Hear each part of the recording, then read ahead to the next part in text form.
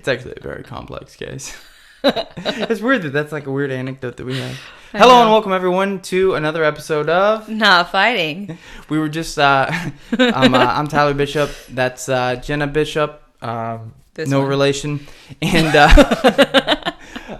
one of the things that I think is really weird is like that thing that we were just doing. It's weird that we adopted that as like a weird thing that we always do. It's like, is it from Along Came Polly? Yeah, I was gonna say it's a Ben Stiller movie, but I can't remember what it is. And it's the what's the guy's name? He just died. It's sad. Yeah, I forgot. Philip Seymour Hoffman. It's his character in it. Wait, did he actually die? Yeah, no, he's dead. Oh. Yeah, it's not one of those fake ones. He really died. I know, I feel like he was with a fake one, but anyway. But there's like a point in the movie where like he's like trying to buy time, and he's just like, he's like presenting like something then, he has no clue about. And then he tries to talk like all smart. He's like, it's actually a very complex case. Which is what I assume you do in most of the meetings you're in. It is. I definitely do. Like when I get put on the spot and have to answer questions that are really difficult or complex, I'm always like, yeah, right. And that's a great question. And that's something that I'm glad that was asked, and I'm happy about it. And that's something that I'd like to talk about right now. Start, go. You are really good at procrastinating and drawing things out. That is for sure. Yeah, you can ask anyone that has had to sit in the audience of any of the events at Google where I've performed magic for hundreds of people. In every instance, what you can describe the audience... Stresses me out just thinking about you performing magic. It's like the one thing that you could do to make me less attracted to you. To me, that's the magic that you still are. But don't push your luck, son. That's one of the things where it's like in every instance, somebody was asking me this week at work. They were like, "Oh, did the people like magic?" And I'm like, "They didn't." And they're like, "So why did you do it 3 times?" And I'm like, "Sometimes you do stuff for you. It's for you." And that is like something that people have to understand about you is that I feel like that's a quality you get from your father. It's like, you don't care if anybody else is entertained. You're entertained. Yep. So I'm going to do it for me. Yep. And I think a very Bob Bishop trait. It is. Shout out to Bob Bishop.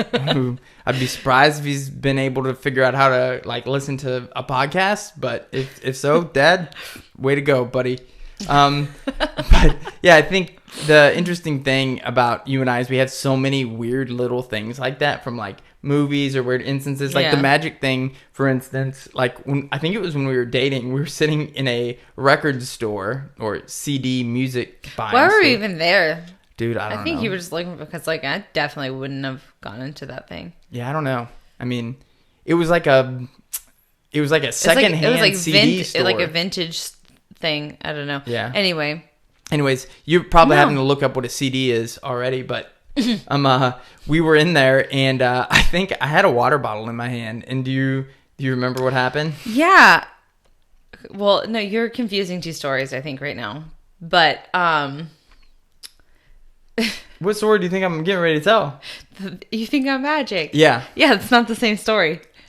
You had the water bottle. You had a water bottle in your hand and it was spilling on your leg, and you're like, am I being electrocuted? All right, I gotta give context to this so you understand. So we're in this record store and I've got a bottle of water in my hand, and earlier that day I had like read something about somebody that was like, I didn't even know I was being electrocuted. It just felt like I was getting wet or something. So my water bottle's in my hand. I don't realize I've taken the cap off of it. So I'm just like sitting there and my arm is just pouring water onto my foot. And I just like looked at Jena, and to this day, it was like the most serious you've ever been. I was serious. And I'm trying to figure out like how, like why I thought that what I thought, but I just go, I think I'm being electrocuted. And she looks at me as I'm pouring water on my foot, and she's like, What? Are you having a stroke? No, I'm like, you're pouring your water on your leg. I was just like, oh, all right, cool, let's move on. Yeah. I don't know. Actually, don't know the reference of the other story though. Like, I don't know what was happening, but I just know that there was something you were doing, and I said, "Oh, you think I'm magic?" Yeah, I remember I was like trying to explain to you why I think it had something to do with maybe with laundry or something, and then I have no clue. I just can't remember. You still know about but laundry. It was something that you did, and then you just go, "Do you think that does itself or something?" And then I was like, "I don't know," and then you go, "Oh, you think I'm magic?" Yep. And that's why I do magic. No, today. that's not why. So we can both be magic. No. Oh God. But speaking of magic, there were some fights this weekend. They were kind of exciting. I wouldn't say that any of them were magical. They were all sort of like, I don't know. Anytime you have a card that's like billed in the UFC in particular, we're talking about the fight card from this last weekend, UFC 259. And anytime you do like 3 title fights on a card, I feel like they all kind of detract from each other a little bit. I just think it's just like the hype. I feel like they never live up to the hype. Like, some of the most exciting cards are the cards it's like, what's the one with Moreno and Figueiredo. Figueiredo. Yeah. Like, that was like one of the most exciting cards I've watched in a long time. Oh yeah, that fight was awesome. Yeah, but like I don't think anybody, especially because like those lower weight classes, I think they tend to get like less attention and less shine. And so when you have these things where it's like the stars, you know, like Amanda Nunes, like, of course she's always like somebody that's just like, it's the GOAT. And so there's the anticipation of like, you always think she's going to murk everybody that she fights just because she's that good. But it's like the idea that maybe this person will dethrone her or something like that, you know? Or Adesanya moving up a weight class. He's moving up a weight class. And then the Aljamain Sterling and Jan fight, like, it's just like, yeah, like these are all really exciting and have a lot of potential for like crazy explosive fireworks, whatever. But then I think when there's that much hype, it just always seems to kind of disappoint just a little bit. Yeah. But there's a lot of things that weren't disappointing because it was just like some weirdness that happened. When our YouTube was auto-playing stuff, it auto-played the UFC press conference afterwards with Dana White. And one of the things he said was in relation to the Jan Adesanya fight, he was basically just like, look, this happens sometimes when you have 2 guys that are really dangerous, where there's a lot at stake. It becomes very technical because they're both trying to minimize mistakes while they maximize their ability to take advantage of their opponent's mistakes. And I think that's really common on these types of cards because you're usually looking at something where you've got like 2 guys that are both elite. And I think you said it last night when we were watching. You were like, it's a lot like watching the finals at the Worlds at Black Belt. Yeah, for the Jiu-Jitsu Worlds. It's definitely that way. I think it's something, it's like when you have people with like very essentially equal skill, or then things are less likely to be crazy and explosive because everybody's like minding their P's and Q's, there's so much risk in taking chances that you don't. So like, I think a lot of times when things are more exciting, it's like, you know, there's somebody that's like nothing to lose type situation. And I don't think that was really the case in any of the fights, you know. And also I'd argue in jiu-jitsu where you get to the finals of the worlds, like the chances of having one guy like completely stunt on another, you know what I mean? Like just make him look silly and just like, wow, this guy's like on another level. It's really low just because of the high level of talent that's available.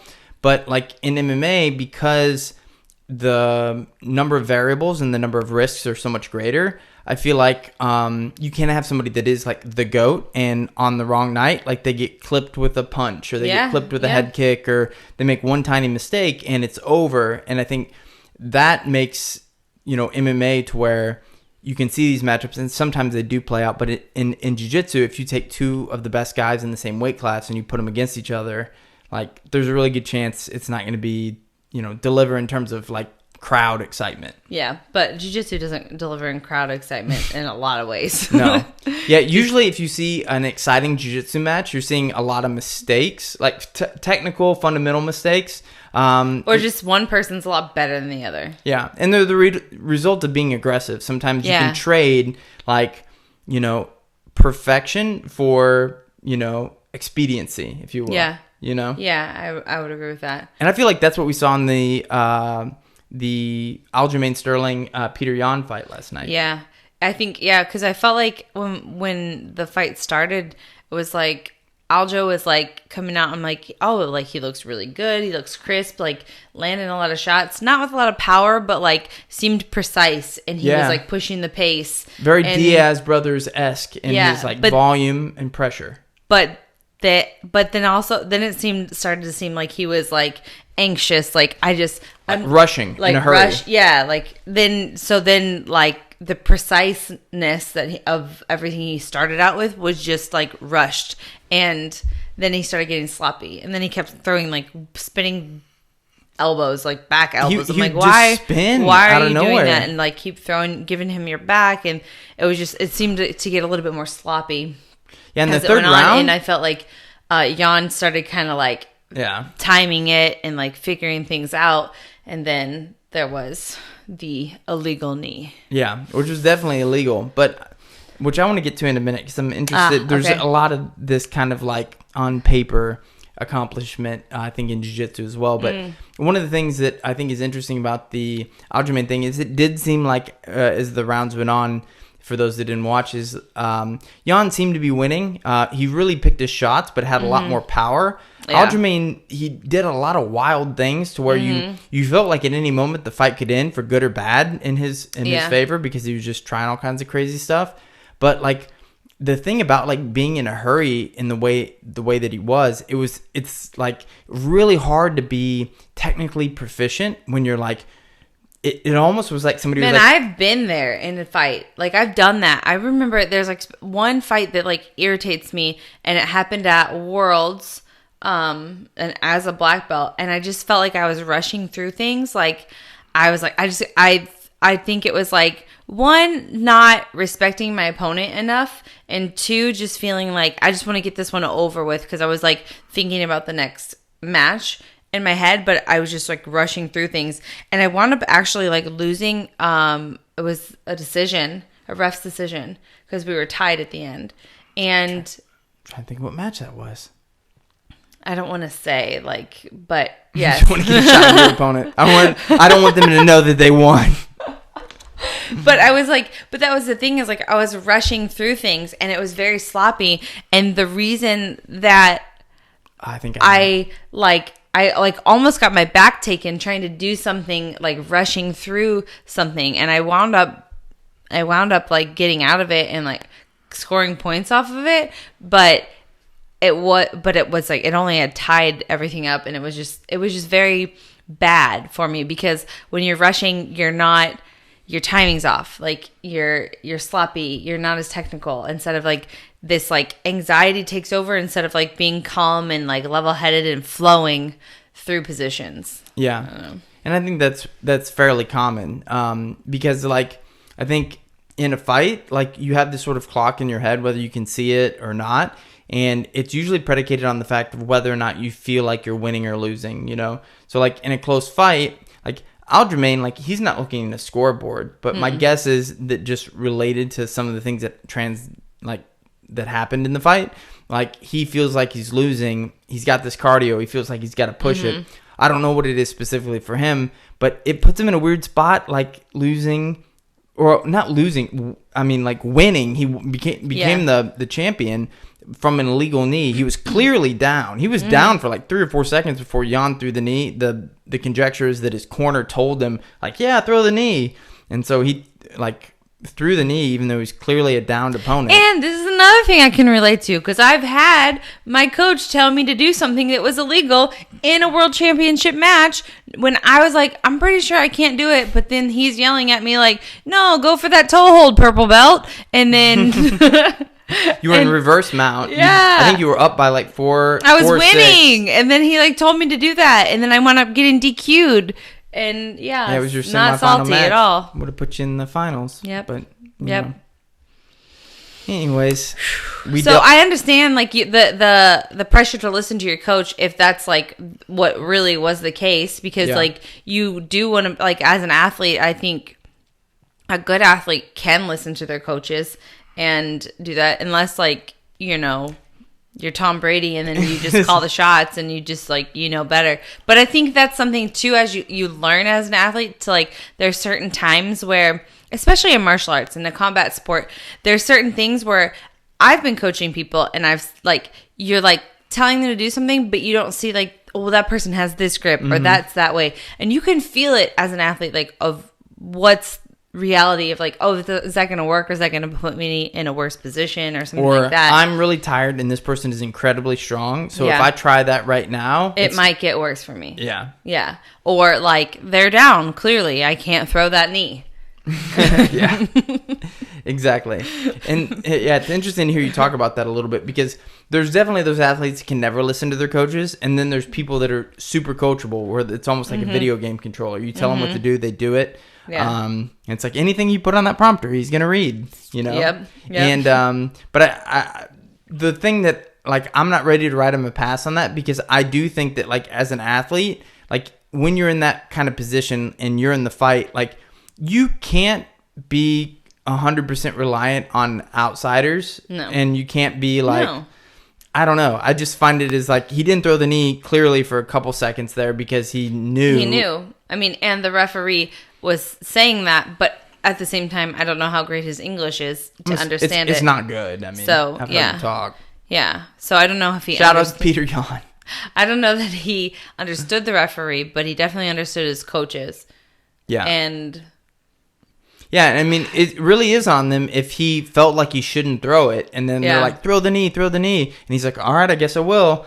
And it was a hard knee. And to me, that's one of the worst things about this entire thing. And maybe I've seen it get some press, but maybe not as much as it deserves. But, like, how long was Aljamain Sterling laying in the middle of the ring, like, clearly confused and concussed? Yeah, just not in a bad way. Yeah. Like, he was in a bad way. And even, like, we were talking about, even if he's playing it up, like, acting, which I don't think that he was, but even if he was, it was just so weird that they just let him lay there without any medical attention, and then the ref, like, and then they're asking him, like, him basically, like, can you continue, like put it on the fighter, like, to make that decision when you just got, like, somebody clearly committed, like, a foul against you in a fight that hurt you badly. And so it's like, that's not on him. It should have been that, like, a medic should have been there right away. They and told the referee whether or not the fight was over or not, you know? Yes. And to me, what was like... It's like they do that for cuts a lot of time, where it's like,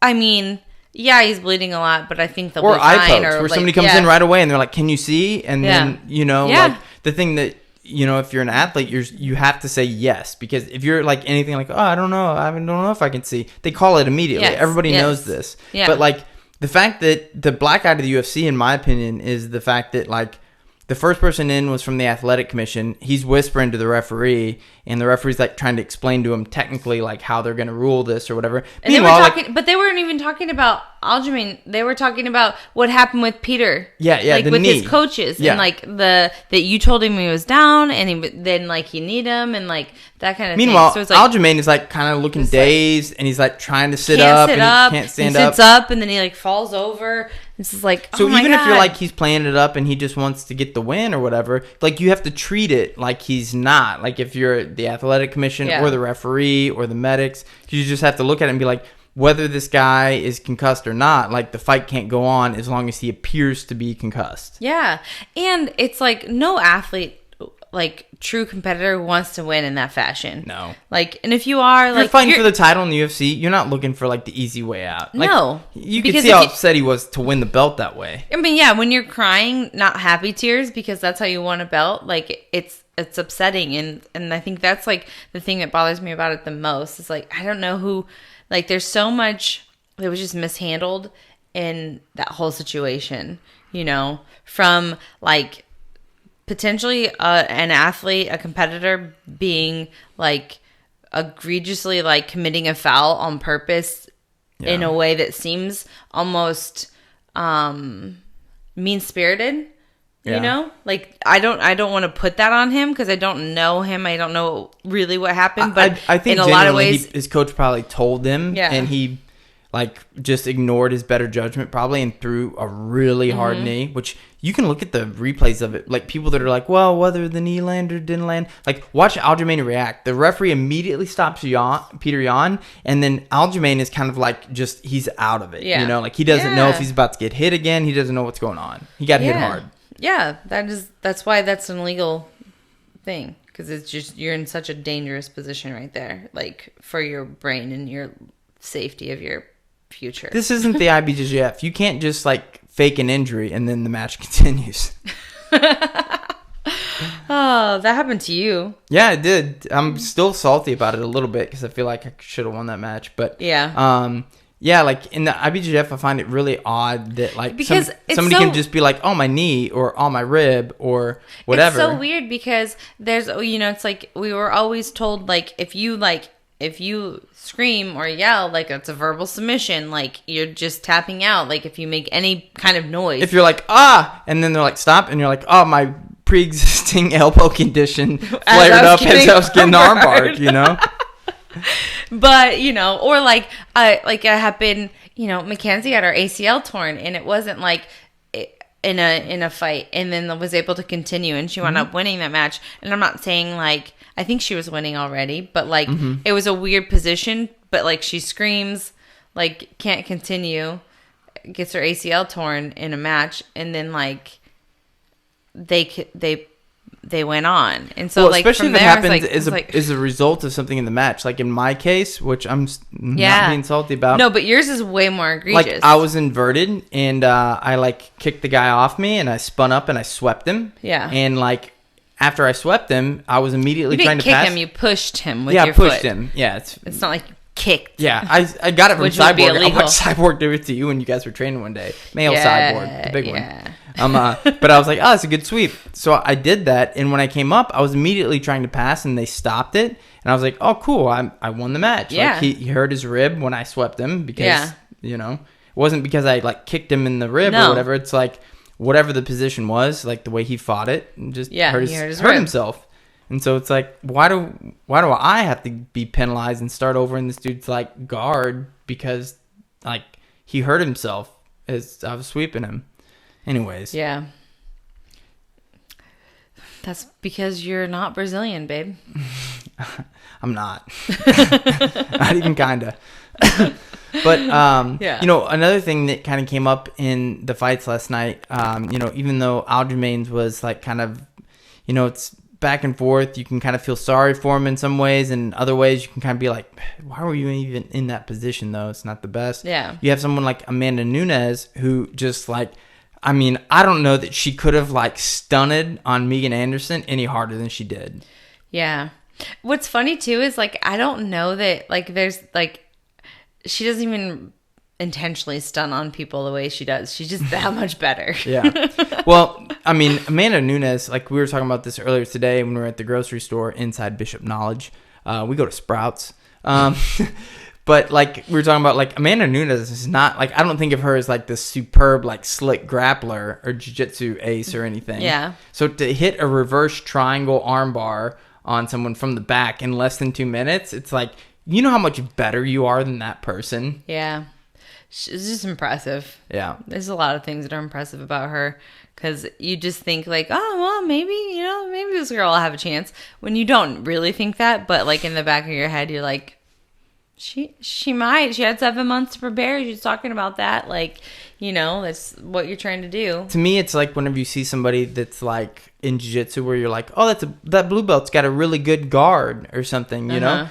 And then you're like, oh, they're pretty good. You know, like maybe how would they stack up against this like world-class black belt? I wonder. And it's like, well, it's not good. Like that world-class black belt sees guards that good every day. So if that's the best they've got, like they're going to be in a lot of trouble. Yeah. And that's exactly what it looked like. Yeah.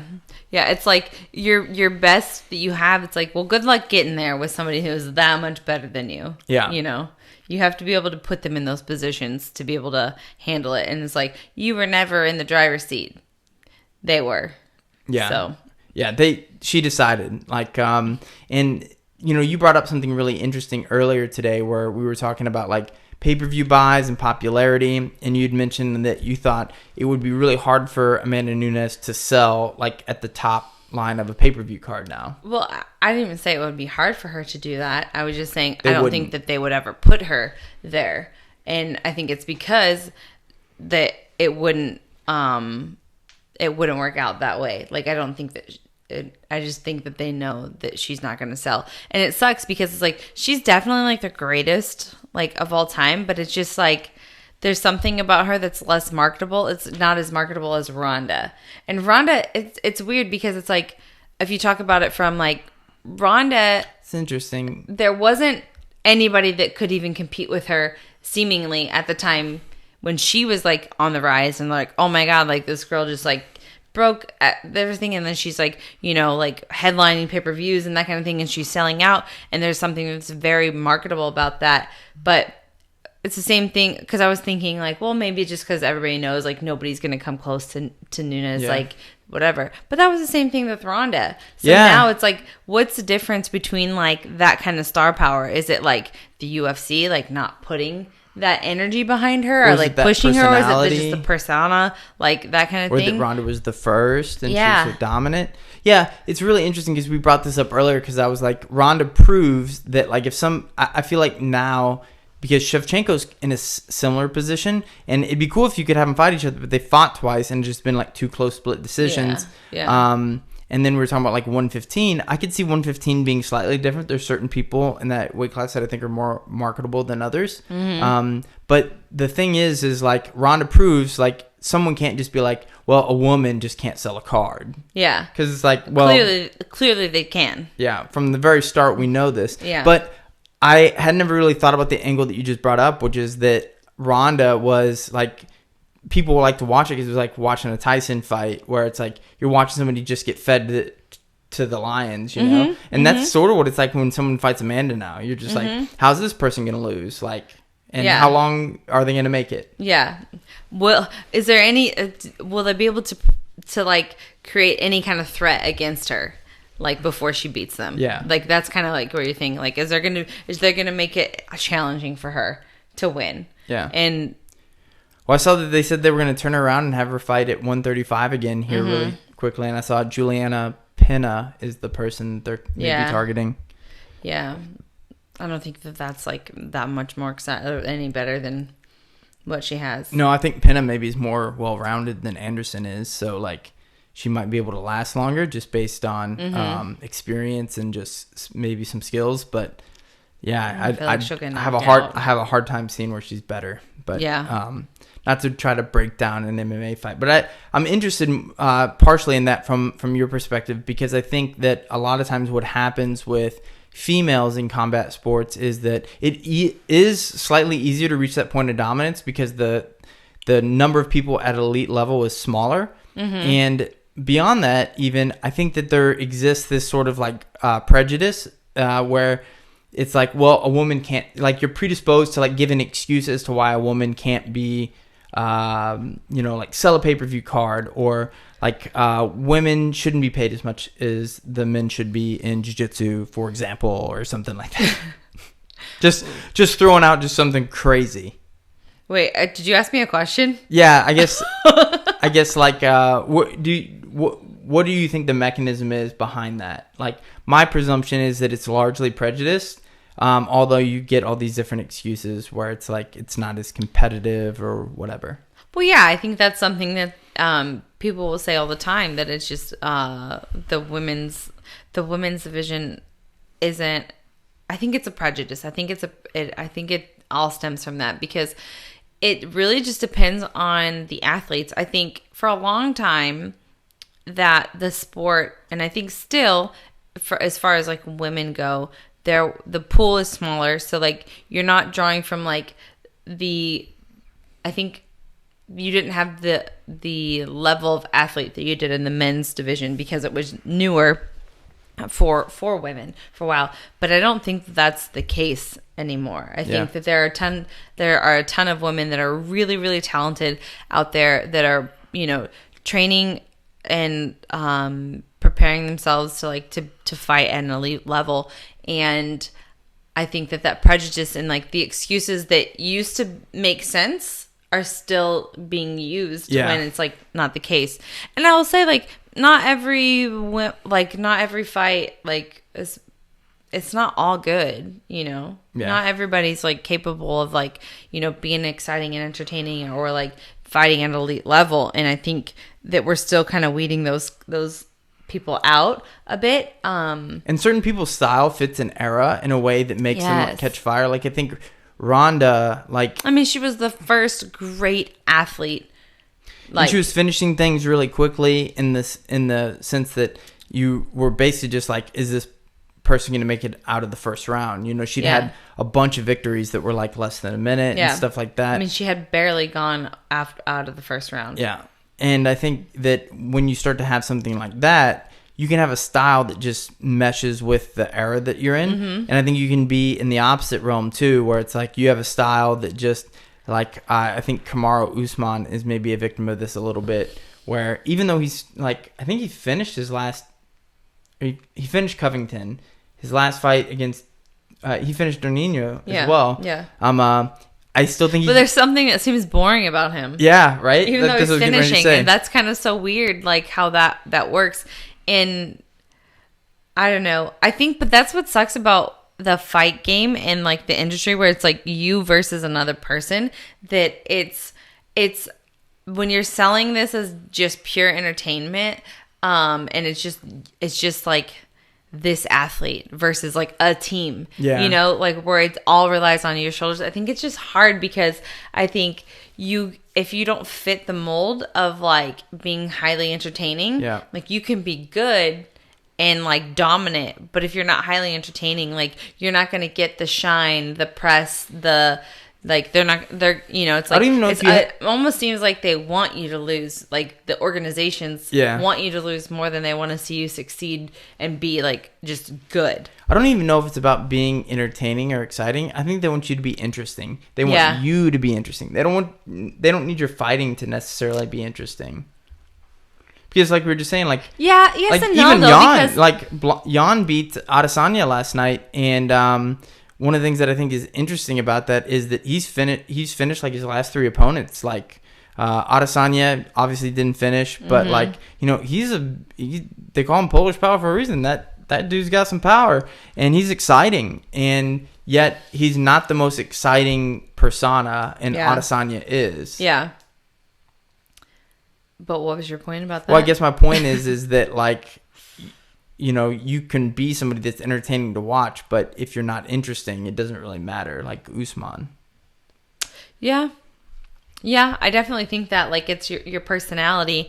I think that's why, like, even Amanda Nunes isn't as, like, exciting or as marketable, even though she's the GOAT. And everyone will say that. It's, like, not that she's not an interesting person. She's just, like, a really she's nice... exactly what you expect. She's just, like, a super nice, down-to-earth person. Seems like she just likes to fight. She's really wants good. To fight hard. Train hard. Doesn't really, like, want to get involved in the trash talking. Or probably not going to say anything out of the ordinary in a press conference. No.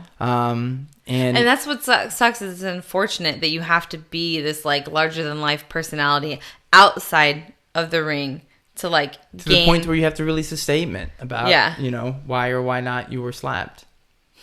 Oh God. Do we want to still talk about this? I don't want to give too much attention to it because we talked about this last week, the Gordon Ryan Andre Galvao situation, and Gordon slapping and it's so childish. It's so childish. Yeah, and I feel like if you want to get like coverage of it, like there's so much of it out there. Yes. And it's kind of negative, but it's hard not to talk about the fact that Andre a week later decided he was going to release like a statement about. Yes. And announced it as a statement of what he's going to do with Gordon. Yeah, and then he just said he's going to forgive him, and he apologizes, and then he apologizes to the jiu-jitsu community, not to Gordon. He forgives Gordon, and then he's going to try and sell online subscriptions or memberships to his like courses. Well, in fairness, it's a flash sale. Yes, just a flash sale. But it bothers me, and I've told this to a lot of people because I'm like, Galvao is somebody that like I have a lot of respect for. Like, I think he's just like he's, you know, he is an incredible like jiu-jitsu competitor and been a great steward for the sport in a lot of ways. Yes, there's so many good things, and I think, you know, I feel like in the trash talking of like Galvao versus Gordon, it's like good versus evil type thing. Like Galvao's the good and Gordon's the evil type situation. And you just, when you see him get so caught up in where he compromises his own like legacy, and essentially, and principles for it, it's like, it's upsetting. And so for me, I'm like, okay, you made a mistake and you got caught up. And you let the slaps happen. That happened. Let's just move on and forget about it. If you didn't say anything right away, you should have not said anything at all. Yeah. And then definitely don't try and use it to like sell. Yeah, that bad taste. Like make money off of it, because it just makes that up seem to him not just having the right people around him, being ignorant to like. Yeah, and not just being honest with him about like, hey, this is probably not going to come across the right way. Like realistically, I think. It's one of those things where people will, I remember like playing high school football and like we would be winning a game and then the other team would start doing something dirty and the coach would say like, don't let them drag you down to their level because they're losing. And, I feel like Andre got kind of dragged down in that. And that's what he should have said is like, look, I got kind of drugged into this guy. He kind of like triggered me. And then in the moment, like I just realized that we were at this point where things were going to get a lot more serious, and I contained myself and, whatever.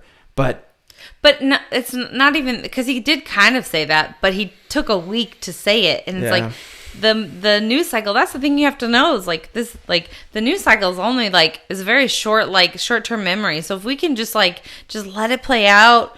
You didn't say anything right away, so just like move on, and then we can just like all forget about it here by this week. But then you just like release a whole thing, make all these posts where all the media outlets are sharing that he's going to make a statement tomorrow, and then you make a statement, and it's like seems like you say a lot of nothing, and then sell a course, sell your online classes. Like, come on, dude, like. You're just better than that. Like, I think that's what I want to be like. You're better than this. Like, and that's where I want to announce that Not Fighting is going to be having a flash sale right now. We might actually do something like that soon. So a flash sale? I'm going to call it a flash sale because it's going to get us attention, right? Like parody. Okay. Okay. That's what everybody has to do. You have to. What are we selling? I don't know. Chips.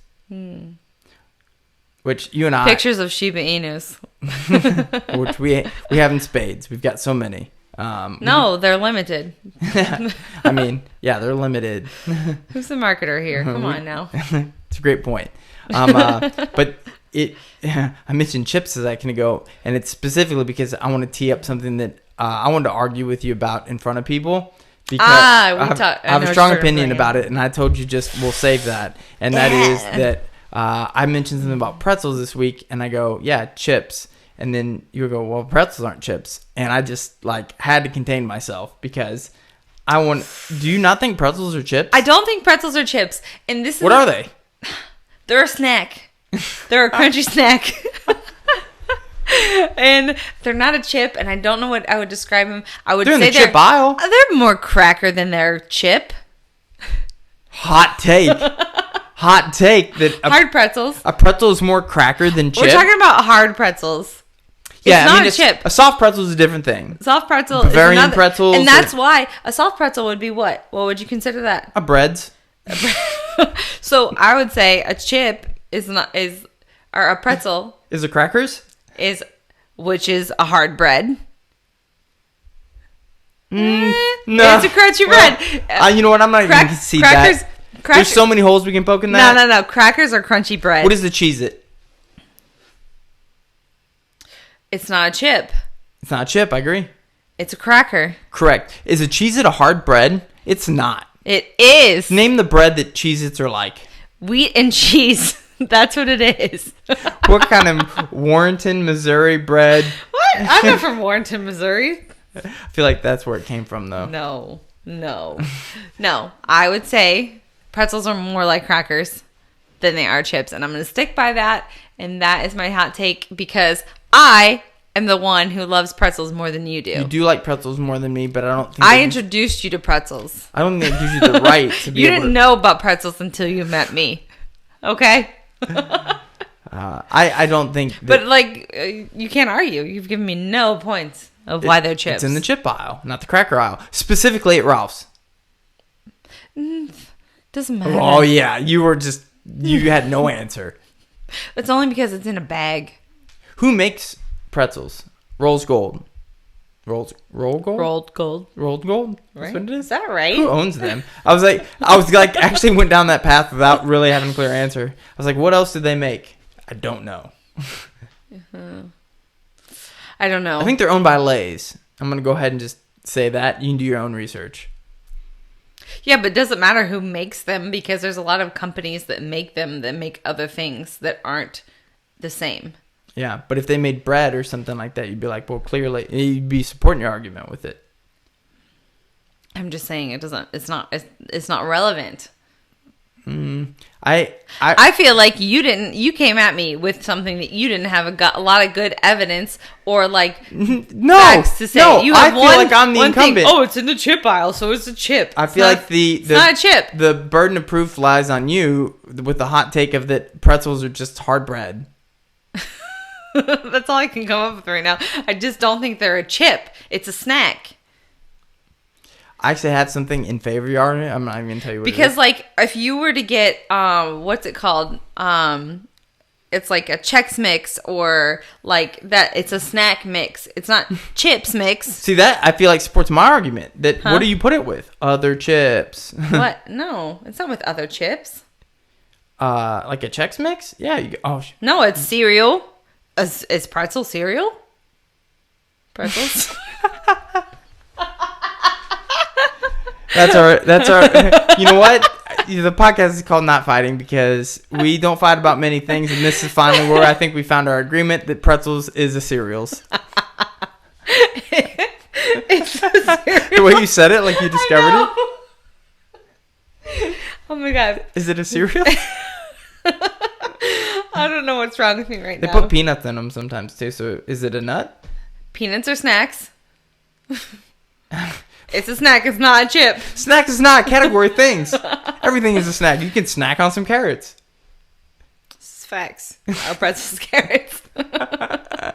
Logic. And that's why you come to the Not Fighting podcast so that we can give you these hot takes. You guys, I'm going to have a better argument next time. I wasn't prepared clearly for this.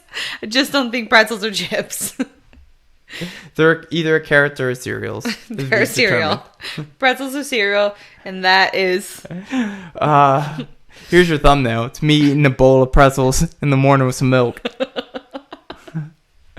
Anyways, we want to thank everybody for watching the Not Fighting podcast or listening. And also just supporting us and writing reviews and just sharing the podcast. It's super appreciated. And just kind of seeing the growth of the last couple episodes just tells us that you guys want more hot takes about what is and isn't a cereal. And so we got those coming your way. Lickety split. Pretzels are bread. No, they're not. Let us know in the comments if do you think pretzels are chips, or if you're like want to be wrong about that. Share your opinion as well privately. Anyways, we want to thank you for watching another episode of Not Fighting.